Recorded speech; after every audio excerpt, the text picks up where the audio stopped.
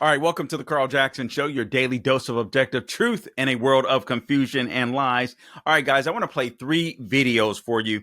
I am contending, and I know some of you are going to be offended to hear this, but hear me out, that Black Americans need a modern day Cosby Show.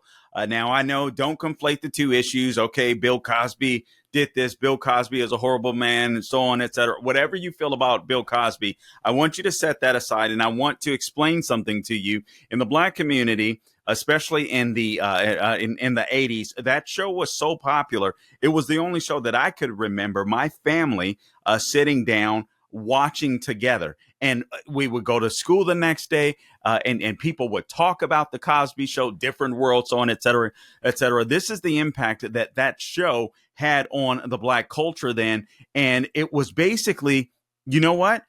The American dream is alive for Blacks. You can strive. You can be excellent. You can achieve. As a matter of fact, I recall my dad one time watching the program. He came in a little later from work than he normally did. And then he stops right in the middle of the living room or our den at the time. And he watches this scene. He laughs at this particular scene between Felicia Rashad and Bill Cosby, Mr. and Mrs. Huxtable. And then he said, "Oh man, that's so funny." But you know, a black doctor and a Black lawyer, and they're married. That's it's so unrealistic. But the show is so funny. He loved the show. And when he said that, I sat there and thought, why? What? How? Why?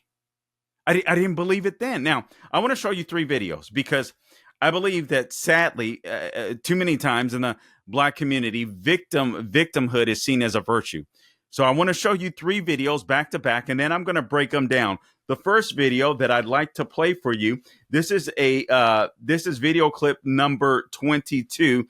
This is the Marvel star that has come out and said, Anthony Mackie says that he doesn't think Captain America should represent America.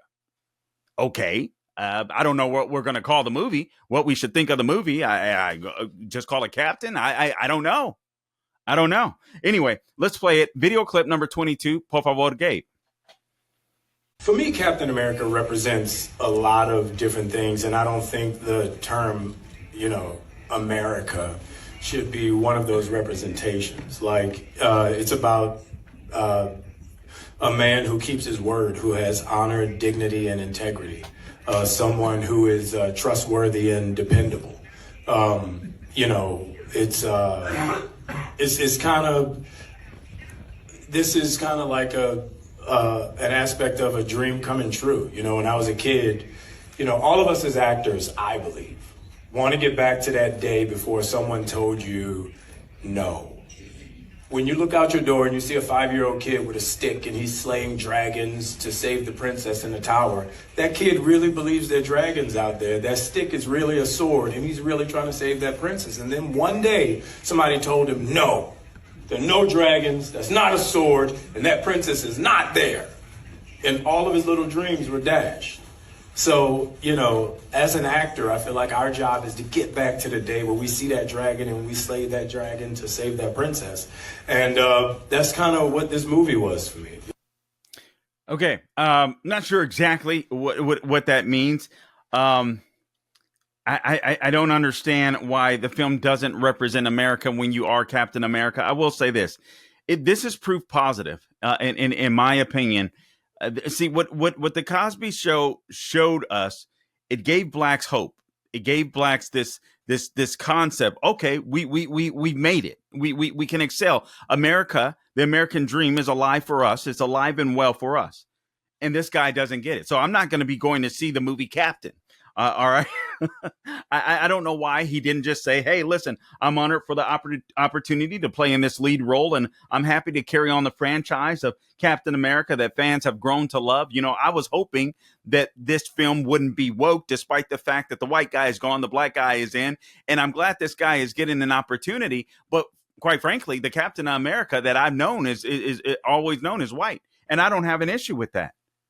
And I think what this guy has to remember is conservatives buy movie tickets too. Remember, Michael Jordan said, hey, man, Republicans buy Nikes too, or buy sneakers too. And my argument is that Black Americans need a modern day Cosby Show because so many have bought into this DEI nonsense. And no matter, this guy's a rich, famous actor, and he made it because he's an American. He's in a different country talking down America. Then you don't deserve to be Captain America. The bottom line is you can dream big because you're American, regardless of your skin color. And unfortunately, he doesn't get it. Let me take you to another video.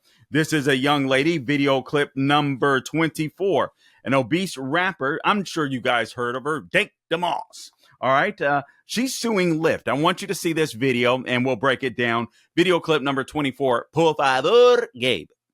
Blanding tells us she was just trying to get to a Detroit Lions watch party this month when her Lyft rolled up. As I'm walking, I see him like making faces or whatever. I'm like, oh man. She already knew. I can fit in this car. But believe me, you can. Yes, I can. Believe me. He told her there's not enough room in his car. The kicker part was when he started to talk about his tires. You know, I feel like that was a slap in the face. That was like my tires, you know, like. The driver said his tires could not handle her weight. Every big person you turn down because they can't fit in your car? Yeah, because they need to order the Uber XL. You know what? I don't never have to order Uber XL. He apologized, canceled the ride, and left her there. The rapper says she's pretty tough. I get the money and flip it and make some food. Dink DeMoss, as she's known at the mic, is crushed by the whole situation. I just want them to know, like, it really hurt my feelings. It looks like Lyft might be hurting pretty soon, too. I knew it was illegal, and I knew that it was wrong. Her attorneys, John Marco and Zach Runyon, say weight is a protected characteristic in Michigan by law. It would be no different than a driver pulling up and saying, you know, I don't want to have black people in my car, or I don't want to have Christians in my car, or Muslims in my car. It's the same. Under the law, it's the same. The No, it isn't. Shut this moron since up. she posted the encounter. This is what I can't stand. These are ambulance chasers. Listen, I've used personal injury attorneys in my life. My cases were legitimate. It wasn't because my feelings were hurt that I was suing a company. Here's what this lady doesn't understand. She doesn't understand that is a private vehicle, even though he's working for under the umbrella of a company, and he has a duty to be able to protect his living. All right, that's not something that she's going to. That's something that she's not going to be able to pay for. The problem is victimhood has become a virtue.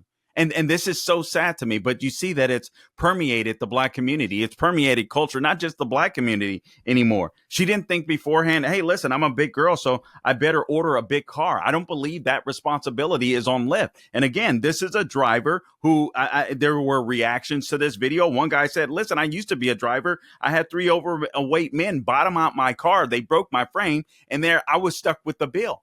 This guy, and he was obviously a foreigner of sorts, or, you know, maybe, I mean, I'm not saying he was in this country legally, I suspect, driving for Lyft, but obviously it sounded like he had a Middle Eastern accent. So the guy is just being real. So she was embarrassed. So she decided to punish Lyft.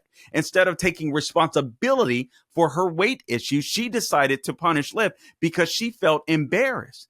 But she felt embarrassed because she's big. And I'm not knocking the girl. Honestly, if I bought into this victim mentality, I could totally understand it. I know why the ambulance chasers are there. They're there to get a penny. They don't care about this girl. But this is why we need tort reform too, because losers should pay. Losers should pay. I'm sorry, man. That's a personal vehicle. That is a personal vehicle. That guy probably doesn't have a lot of money, which is why he's driving for Lyft. It could be a second job for all we know. And this guy is saying, listen, man, my car, you saw how low his car was to the ground? That is not an obese person. That is, I'm not even sure if that's a morbidly obese. That girl had to weigh 600-700 pounds. He's got to factor that in. She's embarrassed because he talked about his tires. Well, maybe his tires will be too low.